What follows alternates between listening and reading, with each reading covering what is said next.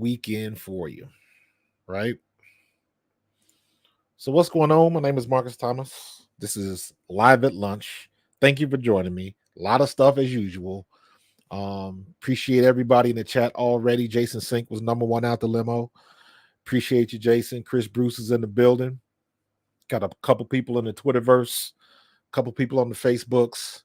Appreciate you guys, man. Appreciate you. But let's get right to it. Still on the aftermath of Haason Reddick being traded to the Jets. And if you checked out my thumbnail, then you know, basically, we just flip-flopped them. We just flip-flopped the picks. So after the I guess the shock and the disappointment and or elation, depending on where you stood on the issue, you guys know I wanted to keep Haason Reddick. I did not want to see him go, but I understand, and I understood what was going on. I thought that he was going to go to Atlanta, but I guess his price was too high. I know he was, I had heard he was looking at something anywhere between $22 and $25 million. Now, here's the thing, though. Basically, the Jets just picked up his contract. So I'm going to guess that there is an expectation of a new deal or some type of restructuring of his current deal. Some way he's got to get more money, or it doesn't make sense. This trade doesn't make sense. Or it could be something where I haven't really thought about this until this very moment. What if it's a situation where Haason Reddick kept his mouth shut, didn't make no waves, cause any trouble, and maybe he was just that out on Howie Roseman and the Eagles, basically saying, hey, if you're not going to give me the deal that I want after everything that I've done, after always showing up and just saying, all right, then find a deal and let me walk. That's a possibility. That is definitely a possibility. But it just it wouldn't make sense if he goes to New York. So basically, we just swap Bryce Huff, player for player. If you look at it that way, okay, I'm more in the camp of a bird in the hand beats two in the bush, meaning there's been a lot of talk about Bryce Huff's year last year, and he had a phenomenal year. But now the question is, was that a flash in the pan, or is he going to do it again this year? As opposed to Haason Reddick, who's done it consistently the past 4 years. And there's an interesting thing. If you're young and it's considered potential, you don't know what's going to happen. You had a good year. Maybe they'll have another one. We'll see. Unless you are a young player that was a high draft pick. Then the conversation changes. And it's not a question of did they have a bad year or no, they came out, had a good year. They're meeting all the expectations. He's living up to the hype, everything that comes with that. If Bryce Huff would have been a high draft pick instead of an unrestricted free agent, the ceiling on Bryce Huff would be through the roof. But because he was an undrafted free agent, it's basically just flip-flop. So now, can he do it again? Was he just in a good situation? Did he get lucky? Did the Jets catch lightning in the bottle with him? You know, so now you got all of these questions when, like I'm saying, if he was a top pick, if he was a top 3 pick, he'd be, let me say it like this, if Nolan Smith would have had the year that Bryce Huff had last year, we'd be looking at Nolan Smith like, man, Howie did it again. How did he find this guy? This guy he fell to us. When we got him, a lot of teams passed up on him for some reason, and we got him. We knew we were good. We watched the tape. They would be giving all of those accolades to Nolan Smith, but he didn't. And I would argue that the only reason Bryce Huff doesn't get those type of accolades is because he is a free agent. He was undrafted. I'm sorry, not a free agent, but he was undrafted. That's why he doesn't get the hype that all these other guys do. So when you look at the situation, you think it was a good trade. If he had a different label in front of his name, Bryce Huff would be like the steal of the free agency. So you never know what everybody's thinking, and at the end of the day, you never know how it's going to turn out. So we'll find out. We'll definitely find out. So what's up, James? I see you on the Facebooks. Appreciate you, bro.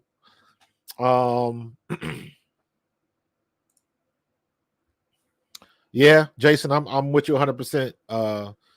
Vic Fangio will definitely have him playing more snaps. Definitely. And a lot of people kept bringing that up. Is it because he couldn't play more snaps, or is it because that's what the defense with the Jets asked of him? You can only do what's asked of you. We put a lot of stock in Haason Reddick was playing off ball, and that's not how he was used the best. He didn't drop back into coverage that much. In the big scheme of things, it wasn't a lot at all, not even close. But he did what he had to do. He did what was asked of him, and he made the most of that situation. So it's kind of like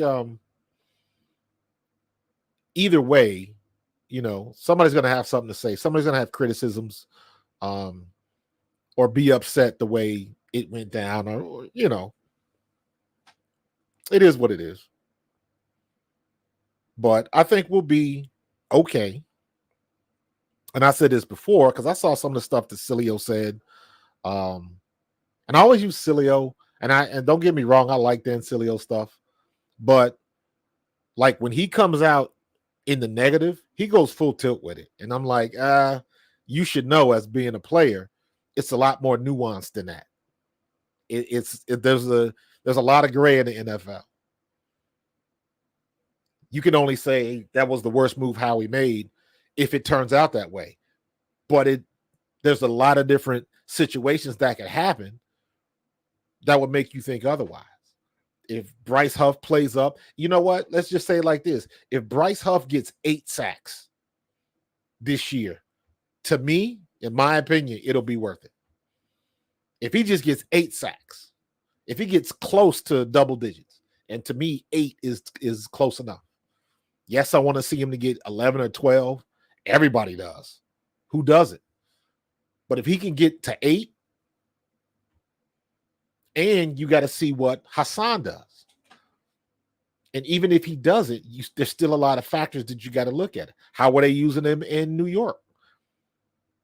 I would think that Robert Saleh is gonna let him do what he does best, period. He'd be crazy not to. But I've said that before, and coaches do goofy things when they think they know too much. James, I think Justin Simmons is a non-factor now. Yeah, I think Justin Simmons is there could still be some things in motion. Could be some draft day deals and things of that nature, but as far as that, for me, as far as I'm concerned, I believe it when I see it. I believe it when I see it. So it's that simple. He'd be out of pocket something. Oh, you talking about Cilio? Yeah, he does. He does. He goes extra with it, in my opinion. But that's his personality. He goes 100% one way or the other. And like I said, I think a lot of situations are a lot of nuance. And I think a lot of his takes are knee-jerk. Just knee-jerk reaction. But it is what it is. Everybody's got their thing.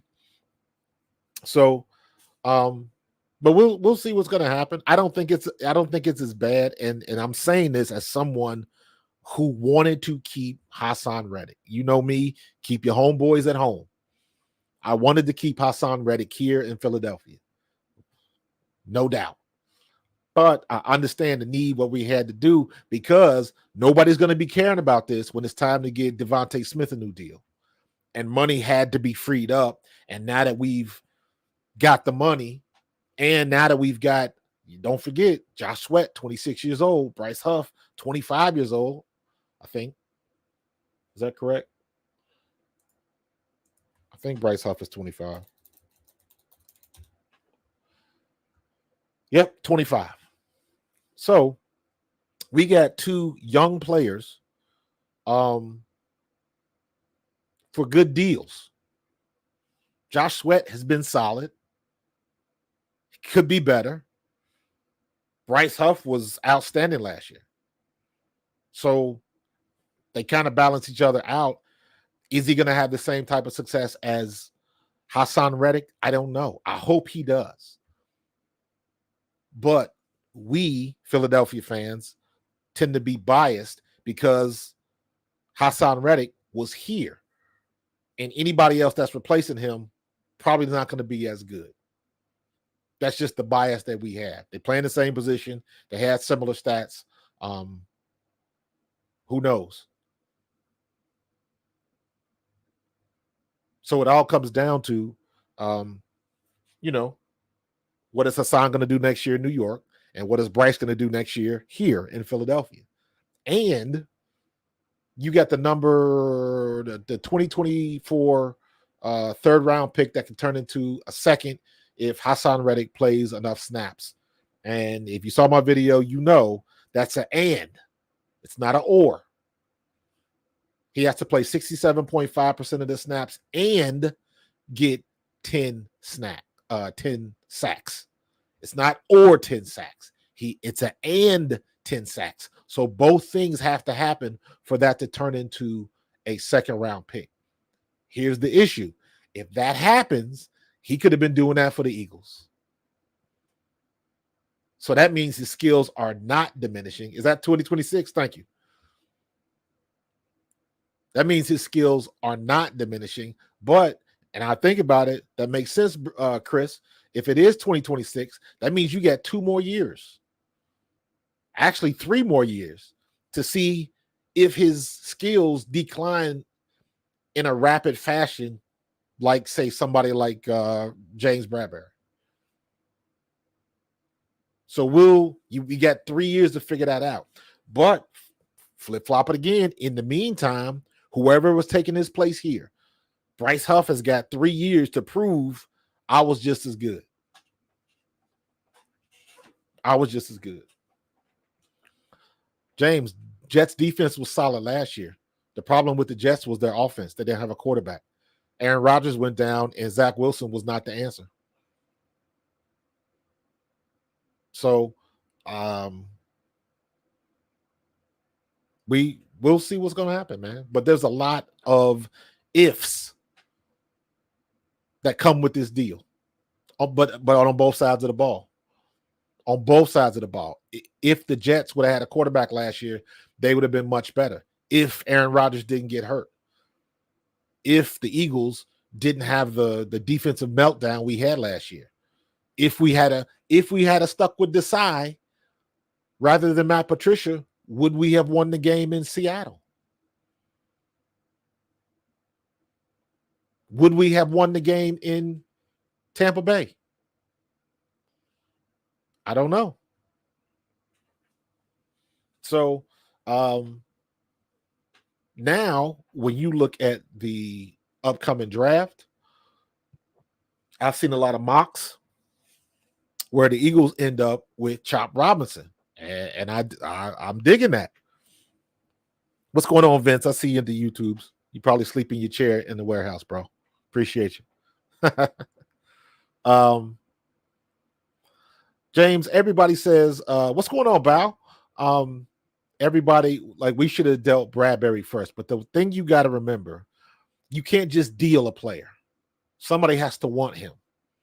And somebody has to want him at the right number. And if you look at James Bradbury's contract, who wants to pick up that dead money? Nobody. Nobody want to pick up that, was it 12 million a year, 12 million that he's owed in his last year? Don't nobody want to pick up that. So we're quick to say that's what we should do, but you have to have somebody on the other end of the deal willing to take it. And it's not that simple. Definitely not that simple. So no, he isn't worth 12 million now. However, when we came off that Super Bowl year, I was okay with that because Bradbury had a solid year. Now, I don't know what the hell happened to him in 23. But in 2022, in my opinion, he was worth it. Because you got to remember, you got to go back and look at that whole situation. Bradbury, Slay, C.J. Gardner-Johnson. C.J. Gardner-Johnson overshot his value. And I probably can say this.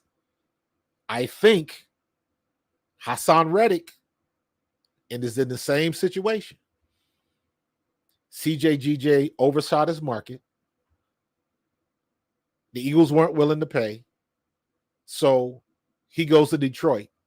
And the money he made in Detroit, we certainly could have given him here in Philadelphia. But I think that he had already burned that bridge. He said as much in his press conference. He was in his feelings. He didn't like the way the deal went. So he was like, screw y'all, I'm going to go somewhere else. That's essentially what happened. Go look at the press conference. He says as much. Is it the same with Haason Reddick? That's what I mean when I say maybe Haason Reddick was in his feelings earlier and he just didn't say anything and just said, okay, I'm going to go in a different direction. Clearly, you guys don't value me like I think I should be valued. And just like I said with C.J. Gardner-Johnson, I'm saying the same thing with Haason Reddick. I don't mind him trying to get his money. He has earned it. C.J. Gardner-Johnson had earned it. C.J. Gardner-Johnson missed 5 weeks. I think that's when he had the lacerated kidney or whatever it was. He missed 5 weeks and still was tied for the lead in interceptions. After missing 5 weeks. And he was the most physical cornerback we had in the Super Bowl. So that I understand him going for his bag. I got no problem with that. Haason Reddick is the same thing. He has earned his money. But I know this is a business, and I say this almost every episode now. Friends are friends. Business is business. Don't confuse the two. And Howie made a smart business decision.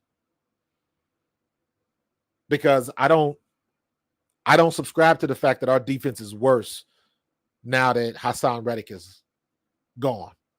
Because with Haason Reddick last year, right now, with Haason Reddick gone, with Fletcher Cox gone, our defense right now is better than it was last year.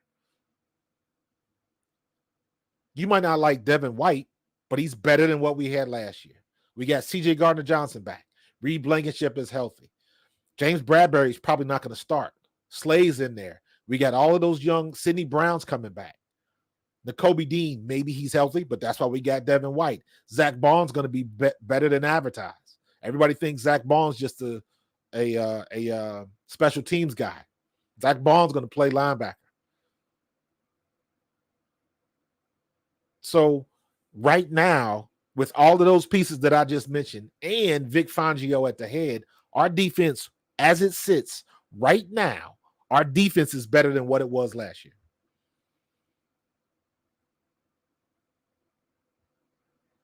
We still have the X factor of the linebacker situation because we don't know what's going to come back with Nakobe Dean. We don't know how that's going to work. In my opinion, it's Nakobe Dean's job to get up in there, and Devin White should be the starter.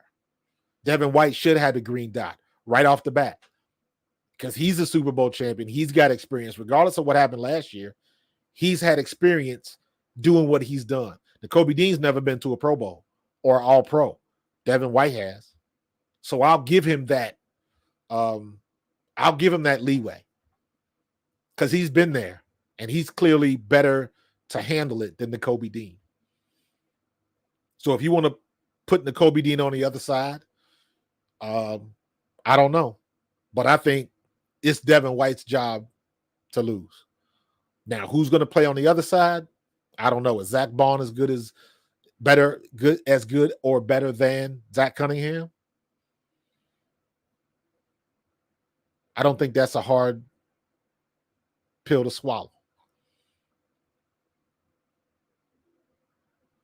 The way our defense was, it's not hard to beat. And I think, again, right now, as it stands right now, our defense is better than what we had last year.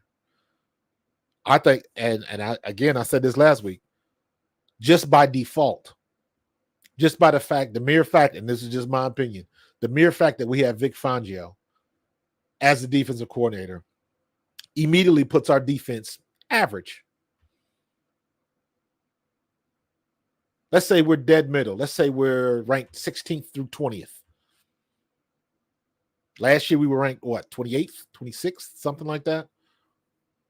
We were the bottom of the list. And it got worse towards the end of the year.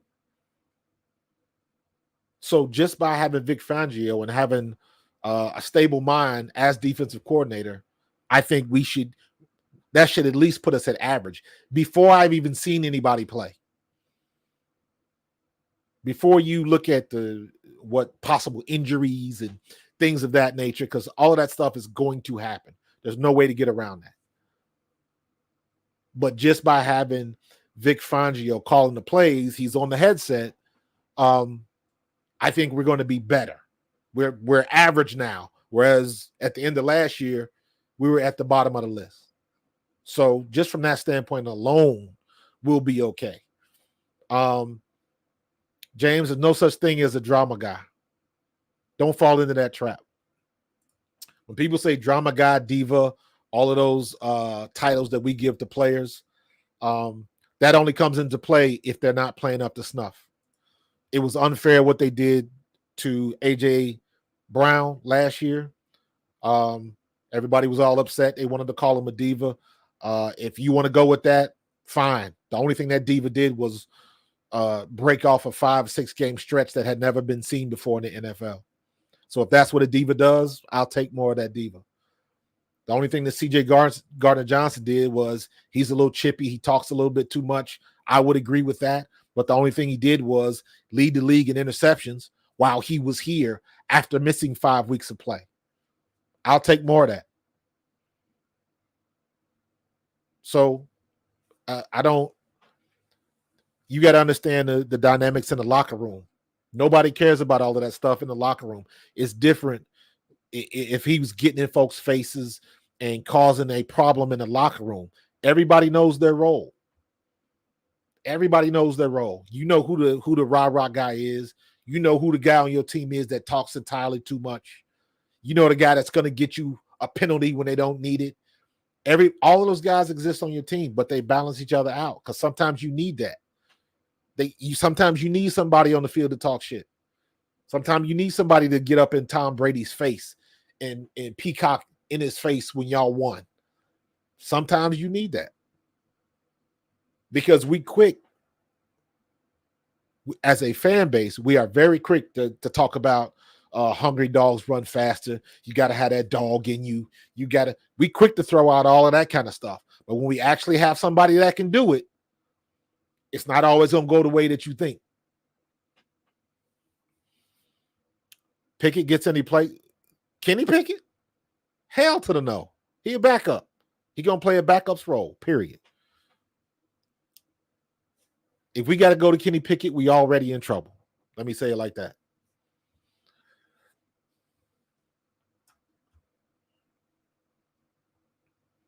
So we'll be okay, man. We'll be okay. I'm not doom and gloom because we lost Haason Reddick. Yes, I would have rather see him stay, but I think, like I said, our defense is in good shape right now, and we're trending back upwards. Not to mention, just like the defense helps out the offense this year is going to help out the defense, because I think I think our offense this year with Kellen Moore and Saquon and Jalen and Devontae and AJ in Dallas, we have a murderer's row of offensive weapons, period. Nobody can argue that. Our offensive line is still straight. People on the outside of Philadelphia worried about Cam Jurgens. I will be the first one to say it. Don't. Cam Jurgens is plug and play. He was ready to start last year. Don't get it twisted. Cam Jurgens is going to be fine. So I'm not worried about losing Kelsey. Kelsey's been in Cam Jurgens' ear for a whole year. You think he ain't picked up something? Not worried about that.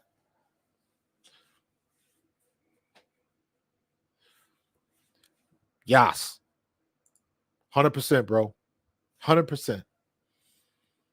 The two key positions on our team this year, safety and running back. And both of them have that history. However, and I always use, somebody tried to give me crap because I was comparing Saquon Barkley to Christian McCaffrey. And they were like, there's no way you can think that Saquon is as good as McCaffrey. And I'm like, that's not what I'm saying. What I'm saying was when Christian McCaffrey was traded from Carolina to San Francisco, I believe Christian McCaffrey it was his first healthy year out of 3. The previous 2 years he was banged up. He had an ankle injury, I believe. And he missed a lot of time. And he was just like Miles Sanders. He was getting that moniker of injury prone. Then he had a really good year with Carolina. And then they traded him away, trying to get the picks and everything because they was going for a new quarterback. So in that view, yes, I do compare him with Christian McCaffrey. We want Saquon to be our version of CMC with the Eagles. Now, the problem with that is do we have a offensive coordinator that can make use of that? Chris Bruce, Albert O is my favorite unused player right now. I said that last year. Go look at his highlight tape. He's very athletic. He's bigger than we think. He's faster than we think. We just didn't use him last year. I don't care what excuse you have. I'm old school. I go back to the old school Parcells, Reeves, even early Belichick. Or I'm saying early Belichick when he was with New England. But you go back and bring up your favorite Hall of Fame coach, right? And look at how to use their players. They know what their players do, and they know how to use them. And these coaches today, they're trying to fit square pegs in round holes, and it doesn't. They look at the position, they don't look at the player, and that's a problem. And I don't care what level I don't care what level you coach at. It's all about your personnel. It's not the player, it's your personnel. It's the personalities that go. If you know this guy, if you know the only thing he can do is catch a slant, why are you trying to get him on the deep route, on the deep out or a go route? Or let him do what he does best. I always use the example of look at Edelman. On any other team, Edelman would have been cut. But when you find a coach that knows how to use the players that he has, find out what they do best and let them do that. You look at the end of the year for us. We raised all holy hell because AJ Brown, AJ Brown we were focusing in on getting the ball to AJ Brown too much. And why not? He only set NFL records. Why not? Keep throwing that 5-yard slant across the middle and let him keep breaking tackles and let him keep getting that yak yards. What's going on? Bet on yourself.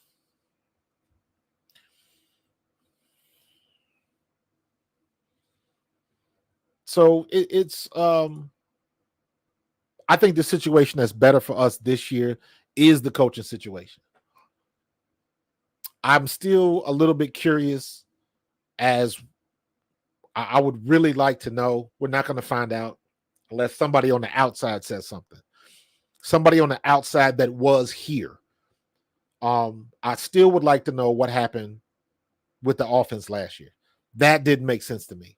We were making decisions on offense that just did not make sense. So I still would like an answer for that. So we'll see. Who is this from? This is from Dave. Dave Gates ain't happy. I hate everything about this Haason trade. We would not have some of our key players more than likely in BG, Lane, Saquon. Jalen will be very expensive nearing the last year of his contract. Yeah. You are not wrong.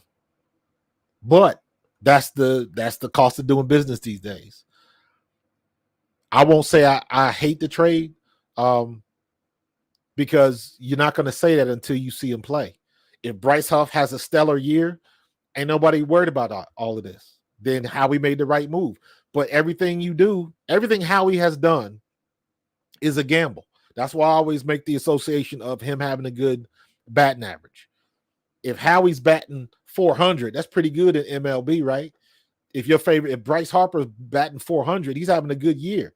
That still means he struck out 6 times out of 10. That's the cost of doing business now. And having a younger player at the same position that was just as productive the previous season, I understand why he made that deal. And I don't know if you must have missed earlier what I said, Dave. The only reason Bryce Huff didn't get more accolades is because he was undrafted. That's it. If Bryce Huff would have been a top pick, a top 1, 2, or 3 pick, everybody would be talking about he's going to be the greatest thing since sliced bread, and that was a great pick. The same thing, just imagine if Jalen Carter would have had the year Bryce Huff had. Howie would have been like, oh, he hit it out the park with Jalen Carter. I still think he did. But my point is that if as good as Jalen Carter played, if he would have had the stats like Bryce Huff, his elevation would have been way up, way up. They'd have been calling Jalen Carter the heir apparent to Aaron Donald. You already know. But because Bryce Huff is not a draft pick, because he was undrafted, he doesn't get to shine like a lot of other players would have gotten. So, thanks, dude. I appreciate you enjoying the show. I appreciate it. Jets defense was already good. It was already good. And they just got a defense. And you know what? They're not in our division. So guess what? That is not our riddle to solve. Maybe we'll see them in the playoffs. Maybe we won't. But as bad as the Eagles looked last year, we still made it to the playoffs. So, and it looks like so let's look at the macro. As bad as our defense was last year, we made it to the playoffs. We were scratching and surviving to get that far. All of our wins where we just got past, we found a way to win. The Eagles are just, playing rough, scrappy football. All of them little cute accolades they give us when we almost lost, but wasn't nobody willing to say, you couldn't just throw us out. Whether you liked us or not, we were still winning. And it turns out people were right. They can't keep winning like this. No, they can't, because the game evolves. People watch tape, and they finally figure out a plan. And once they did, we didn't have an answer for that. That's coaching. That's not on the players. That's coaching. So hopefully we got those answers on our coaching staff right now. I believe we do. Everybody and their mama is talking about a Vic Fangio defense or a coordinator that runs a Vic Fangio style defense. Well, guess what? We got Vic Fangio.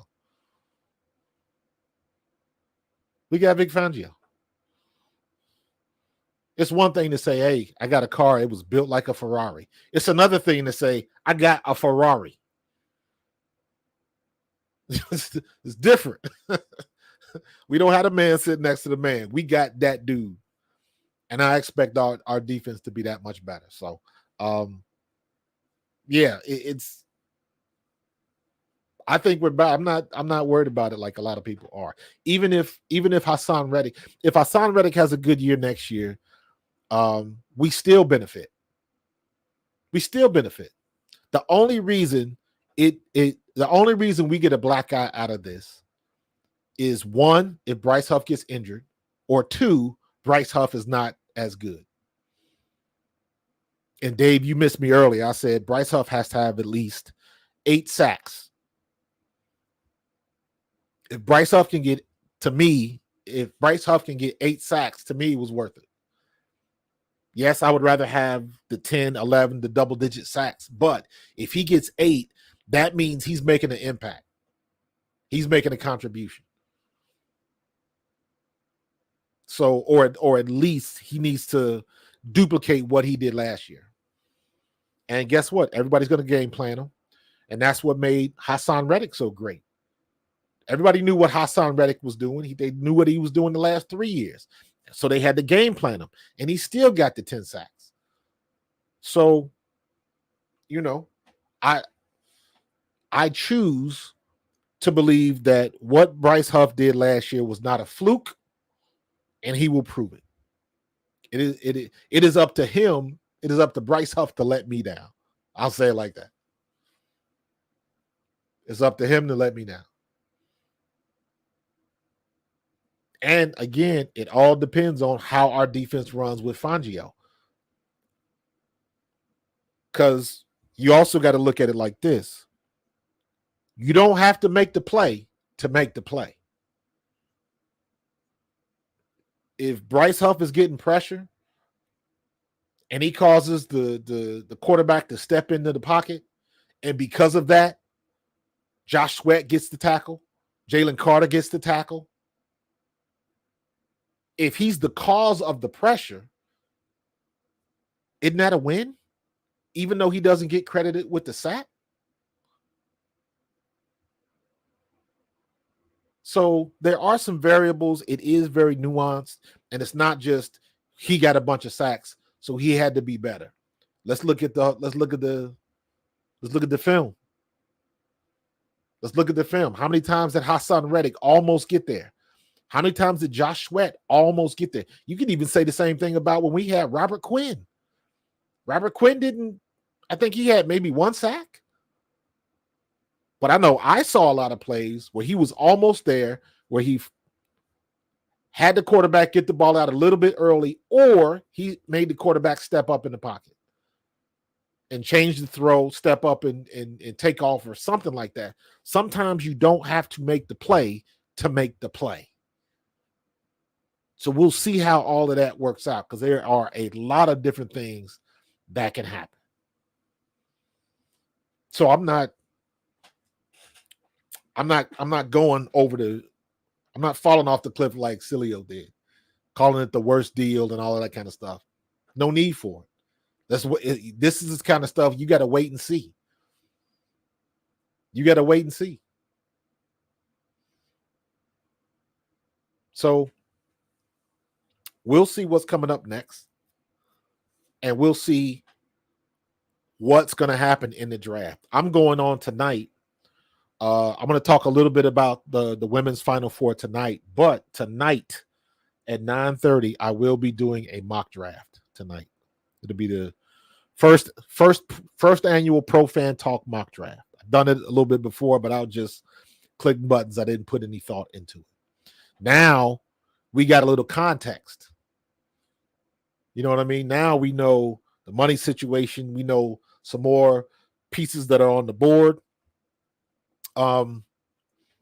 Yeah, now we have a little bit more information. So we'll be able to you can make a better guesstimate, a better mock draft picks when you have all of a little bit more information. Not all of the information. We still got the draft coming up, and we still got to make some situations work there. So yeah, man. So